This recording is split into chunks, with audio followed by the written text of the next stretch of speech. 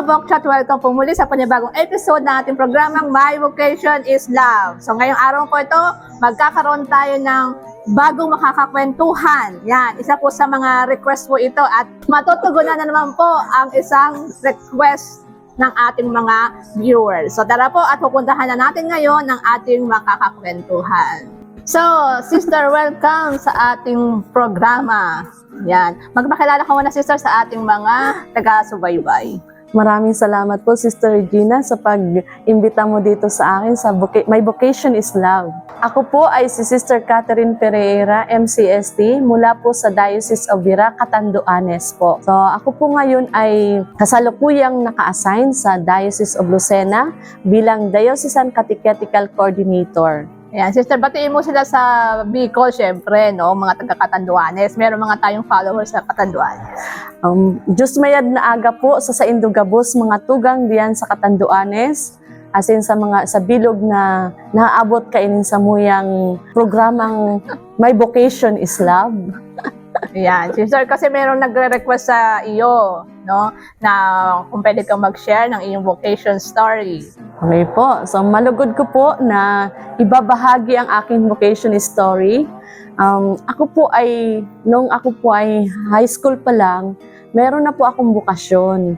Nandun po yung aking pag-imitate kay Blessed Virgin Mary. Ako po ay devotee ng perpetual help image ni Mama Mary. Yung kahinhinan ni Mama Mary, yung kanyang kabanalan, yun po yung nakita ko. Kaya ako po ay nag-desire na maging madre.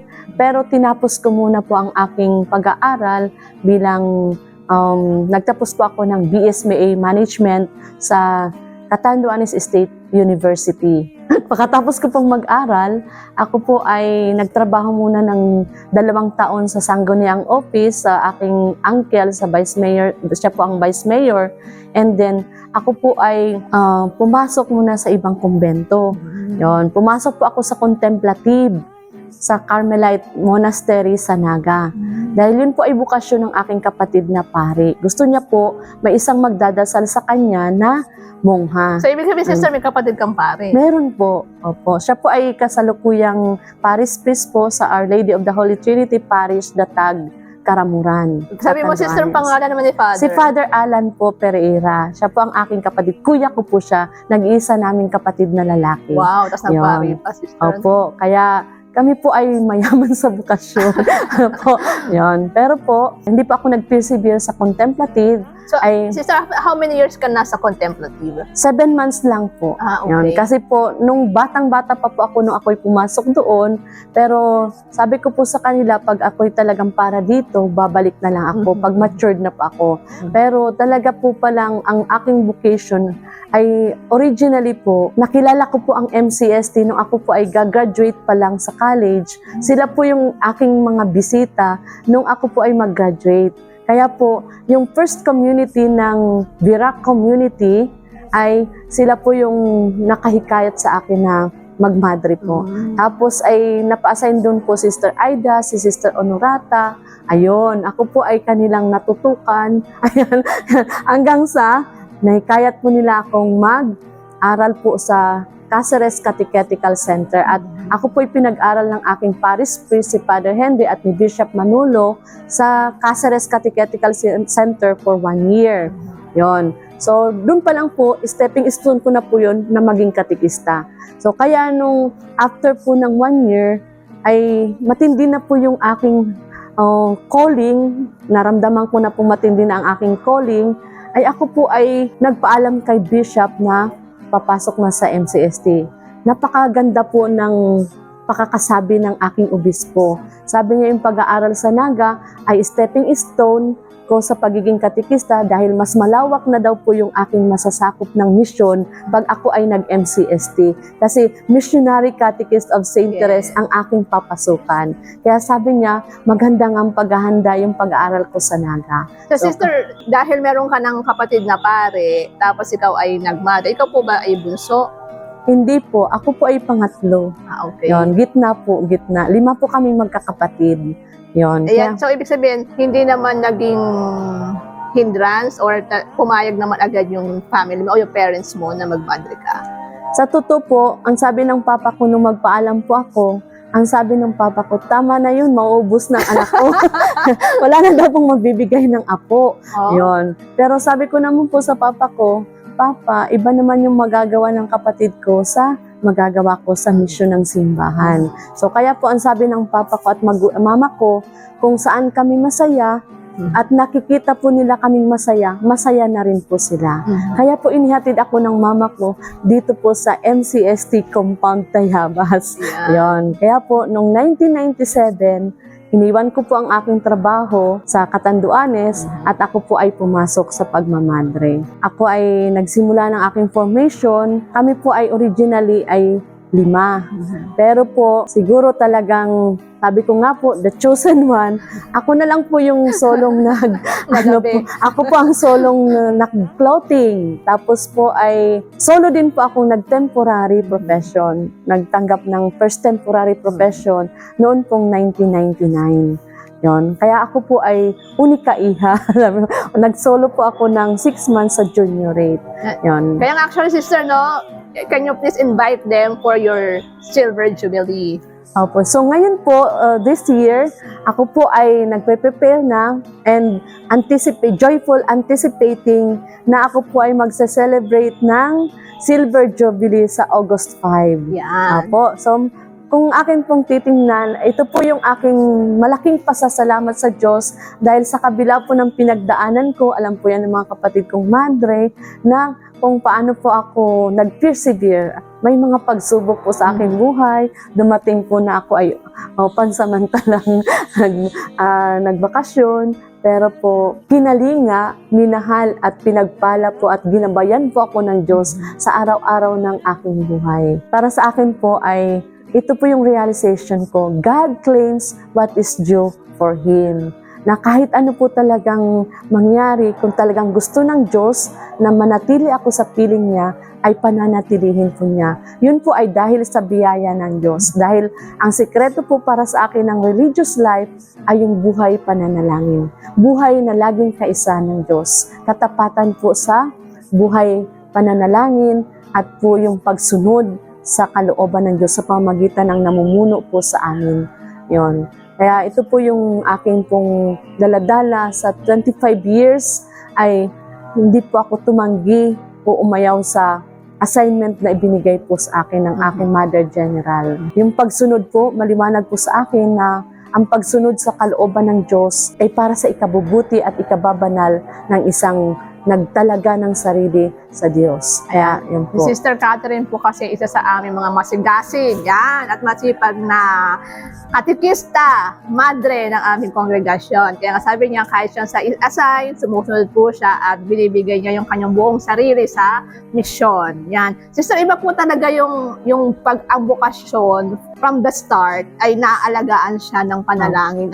At saka yung support din ng yung mga kasama, o let's say, yung mga nasa paligid mo, yan, napaka-importante ng sister, di po ba? Opo, napakahalaga po talaga yung meron tayong magandang relationship po sa ating community, yung napipil natin na this is our family, and yung concern natin po sa isa't isa. Napakahalaga po nito, yung community life po.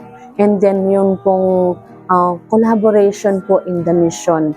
In my experience po, for 25 years, all throughout my assignment po, ako po ay nasa catechetical ministry. Mostly diocesan coordinator po.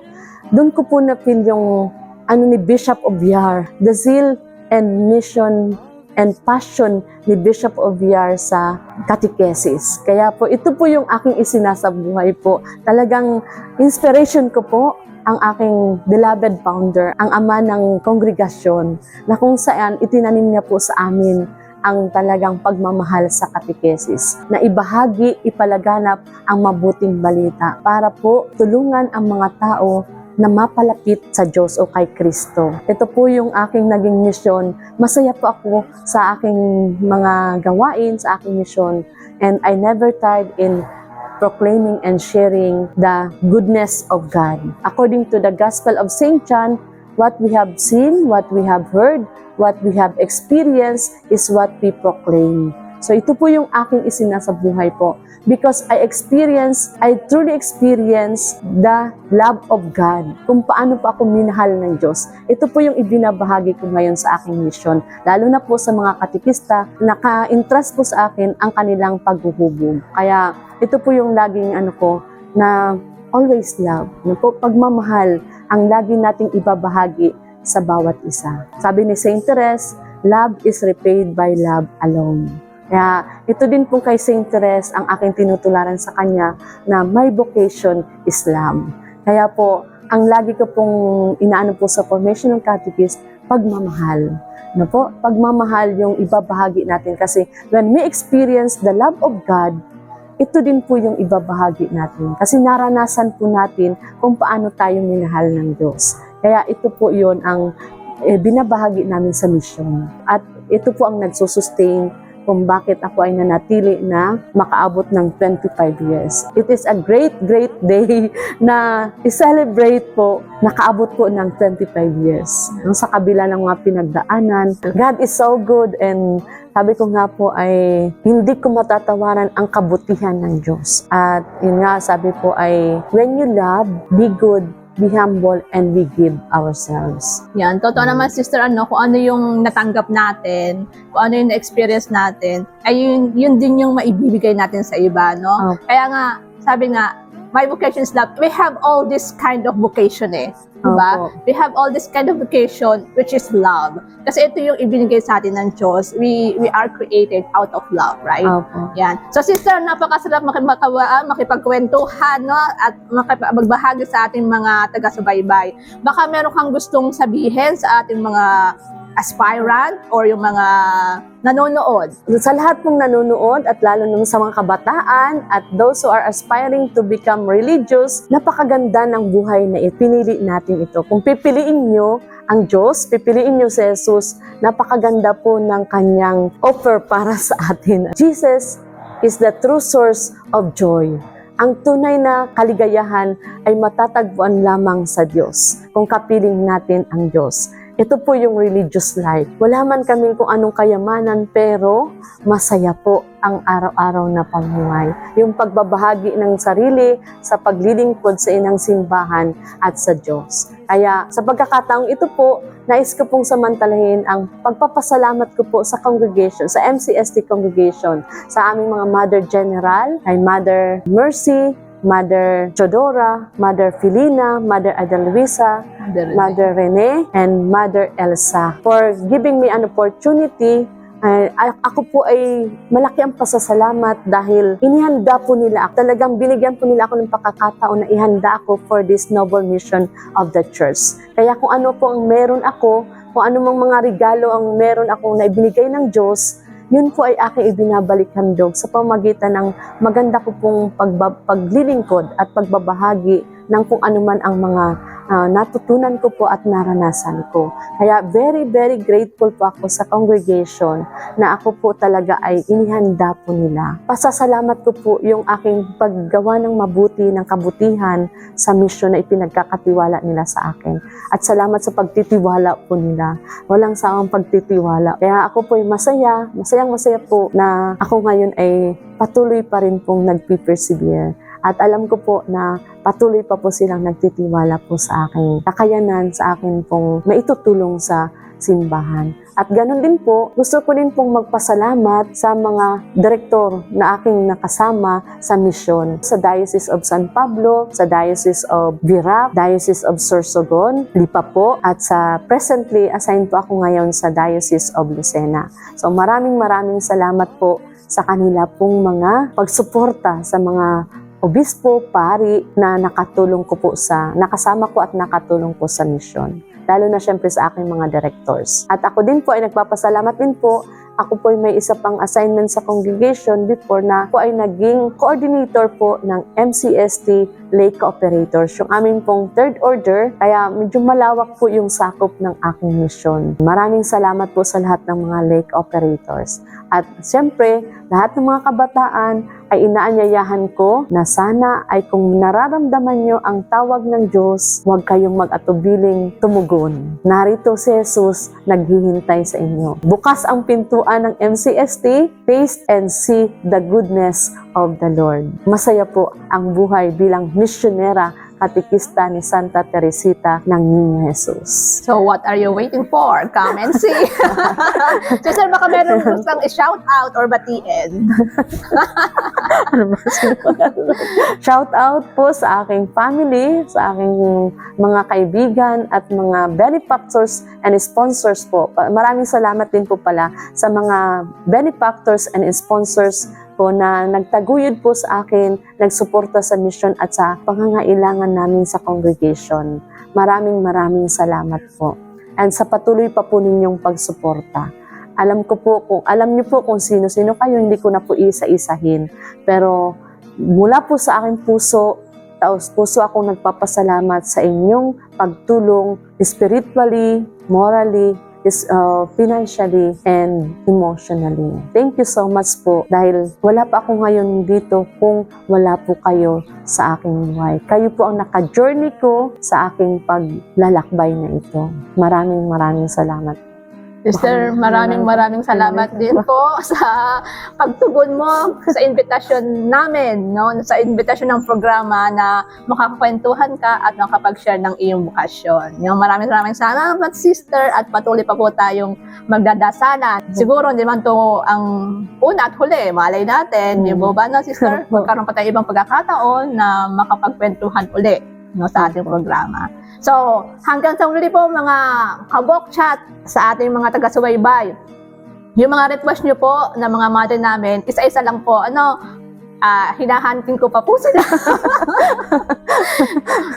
Nakapila lang po sila, no? Kaya abangan nyo lang po ang inyong mga request at pagsusumikapan po namin matugunan ang inyong mga hinihingi. Ito po aming programang My Vocation is Love, hashtag ang aking awit ay Pag-ibig. My vocation is love. It's the